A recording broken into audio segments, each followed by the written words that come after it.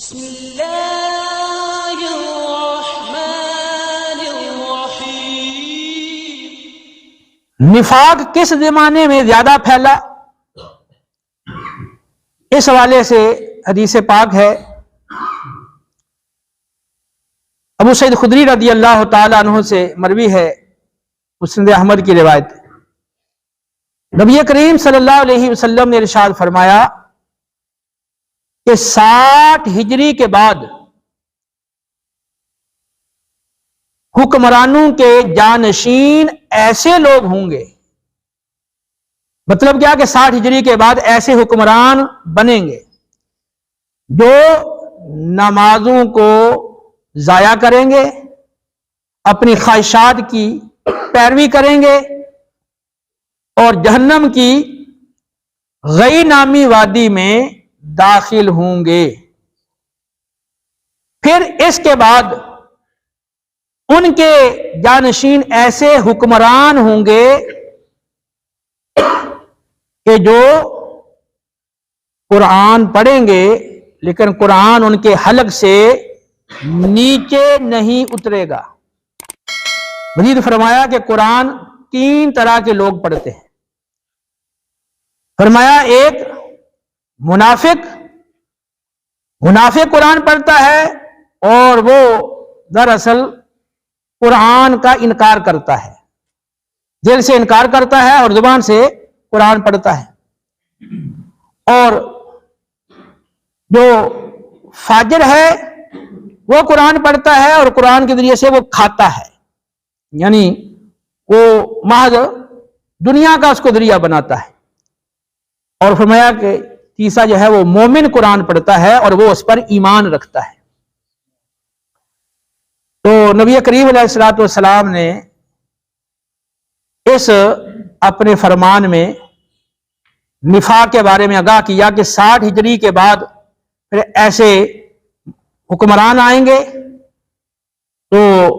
وہ قرآن تو پڑھیں گے لیکن حلق سے نیچے نہیں اترائے گا، ان کے اندر نفاق والی خصلت ہوگی۔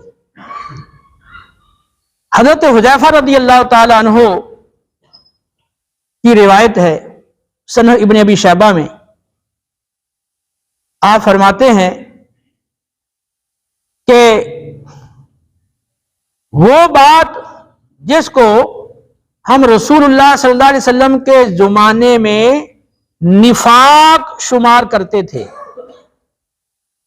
اب وہ باتیں اتنی زیادہ ہو گئی ہیں کہ میں نے ایک ہی مجلس میں 4 دفعہ ایسی باتیں سنی ہیں۔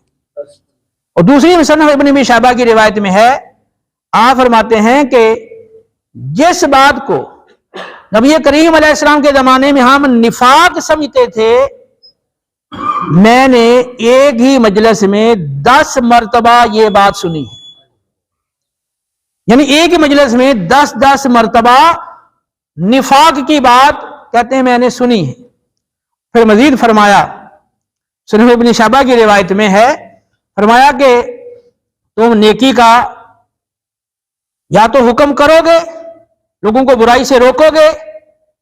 اور لوگوں کو نیک عمل پر ابھارو گے،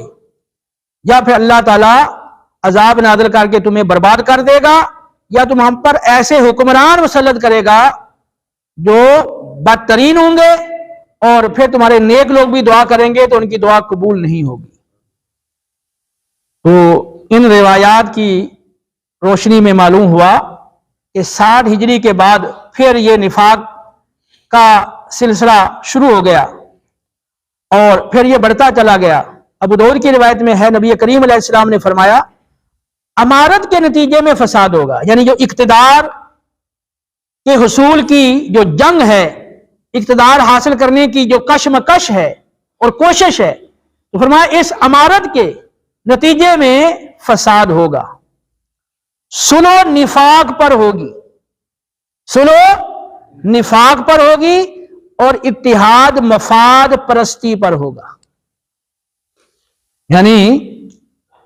لوگ اقتدار حاصل کرنے کے لیے آپس میں لڑیں گے اور فتنہ و فساد پھیلائیں گے، دوسروں کو نقصان پہنچائیں گے، اور اس کے ساتھ اگر کسی سے سلو بھی کریں گے تو سلو نفاق پر ہوگی، دل سے سلو نہیں ہوگی، ذاتی مفادات کے لیے صرف زبانی کلامی سلو ہوگی، اور یہ فرمایا نفاق پر سلو ہوگی، اور اتحاد مفاد پرستی پر ہوگا، یعنی اپنا جہاں مفاد ہے وہاں ساتھ مل گئے، اور جہاں مفاد نہیں ہے وہاں سے پیچھے ہٹ گئے۔ تو جب اس زمانے میں یہ نفاق اتنا تھا کہ حضرت حذیفہ رضی اللہ عنہ فرماتے ہیں کہ وہ بات جو نبی کریم علیہ السلام کے زمانے میں نفاق سے شمار ہوتی تھی، اب میں دیکھ رہا ہوں کہ تمہاری ایک ایک مجلس میں 10 بار یہ باتیں سننے کو ملتی ہیں۔ تو اتنا زیادہ نفاق جب اس دور میں تھا، تو اب جو ہمارا زمانہ ہے اس کے بارے میں آپ کیا کہتے ہیں کہ اس زمانے میں اب کتنا نفاق ہے؟ وہ صحابی رسول ہے، اور انہوں نے اپنے زمانے کی یہ بات کی کہ ایک مجلس میں 10 باتیں وہ نفاق کی وہ سنتے تھے، لیکن اب تو ظاہر سی بات ہے کہ اسے بھی کئی گنا زیادہ نفاق بڑھ گیا۔ اب ایمان سے بتائیں کہ مخلص افراد اور مخلص دوست یا مخلص تعلق دار یا رشتہ دار وہ کتنے ہیں کہ جو واقعی آپ کا دل سے خیرخواہ ہو، دل سے ہمدرد ہو، اور آپ کو نقصان سے بچانا چاہتا ہو، آپ کو وہ فائدہ پہنچانا چاہتا ہو، آپ کو ہر طرح کے نقصان سے وہ محفوظ کرنے کی کوشش کرے، آپ کو آگاہ کرے۔ یہ اس وقت جو ماحول ہے تو دھوکہ دہی اور فساد، مفاد پرستی، وعدے کی خلاف ورزی، اور امانتوں میں خیانت، اور بخل، اور نمازوں میں کوتاہی اور سستی، اور برائی کو پھیلانا اور نیکی میں رکاوٹ بننا، اور فحش کلامی اور مبالغہ آرائی، یہ ساری چیزیں بکثرت دیکھنے میں آتی ہیں۔ آپ کسی کے پاس جائیں تو وہ اپنے مفاد کی خاطر آپ کی تعریف کرے گا، لوگ اپنے مفاد کی خاطر تعریفوں کے پل باندھ دیں گے، زمین کے کلابے آسمانوں کے زمینوں کے ملا دیں گے، اس طرح تعریف کرتے ہیں، چاپلوسی کریں گے، خوشامد کریں گے اپنے مفاد کی خاطر۔ اور پھر آپ نے یہ افسوس یہ ہے کہ جو اسٹیجز ہیں، اسٹیج جو ممبر رسول ہے، تو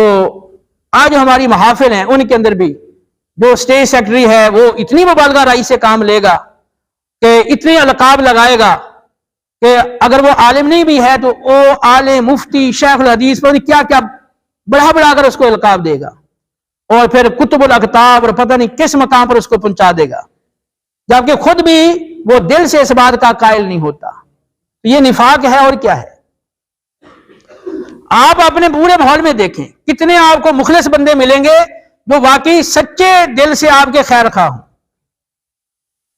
ایک شخص نے وہ اپنے وہ موبائل فون پہ اسٹیٹس لگا دیا کہ اس میں یہ لکھا تھا کہ جو ساتھ بیٹھ کر ہنستے ہیں وہی سانپ بن کر ڈستے ہیں، اور ساتھ انہوں نے سانپ کی تصویر بھی بنائی ہوئی تھی۔ تو اب یہی ہوتا ہے کہ جو آپ کے دوست ہیں تو وہ دل سے آپ کے دوست نہیں ہوتے، وہ صرف ظاہری